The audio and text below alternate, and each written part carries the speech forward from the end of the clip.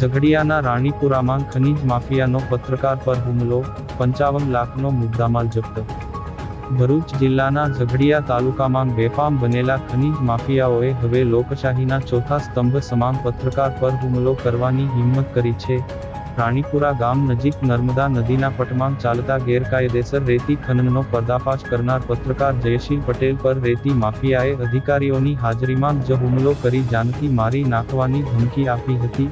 આ મામલે ભૂસ્તર વિભાગે કડક કાર્યવાહી કરી સ્થળ પરથી 55 લાખ રૂપિયા પિયાનો મુદ્દામાલ જપ્ત કર્યો છે।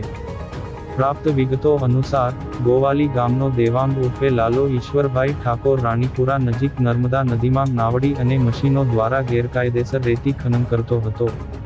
આ અંગે પત્રકાર જયશીલ પટેલ અને ગ્રામજનોએ પુરાવા એકત્ર કરી તંત્રને ફરિયાદ કરી હતી। ગાંધીનગર ખાણ ખનીજ વિભાગ અને સ્થાનિક તંત્રના અધિકારીઓ જ્યારે સ્થળ તપાસ માટે પહોંચ્યા ત્યારે ઉશ્કેરાયેલા દેવાંગ ઠાકોરે પત્રકાર સાથે ઝપાઝપી કરી તેમનું ગળું દબાવી બેખડમાં દબાવી દીધા હતા। હાજર લોકોએ પત્રકારને છોડાવ્યા હતા।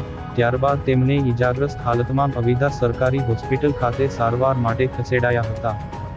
ખનીજ માફિયાની નીડરતા એટલી હદે વધી ગઈ છે કે તેણે મામલતદાર કચેરી અને ભૂસ્તર વિભાગના અધિકારીઓની હાજરીમાં જ હુમલો કર્યો હતો।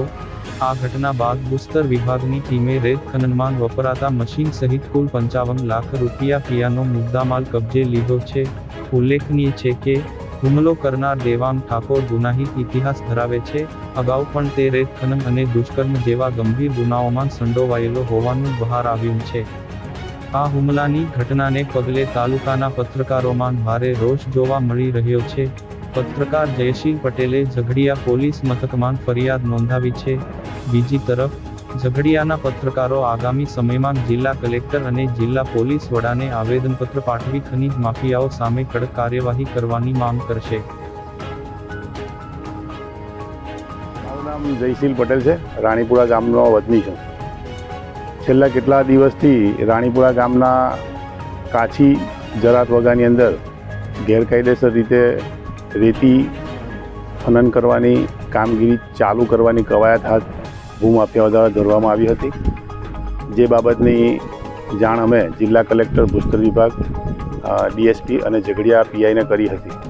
એના અનુસંધાનમાં ગતરોજ અમને એવી જાણ થઈ હતી કે ભાઈ ભૂમાફિયાઓ દ્વારા નર્મદા નદીના ચાલુ પ્રવાહમાંથી પાઇપ નાખી નાવડી વડે એન્જિન દ્વારા રેતી ઉલેચવાનું કામ ચાલી રહ્યું છે।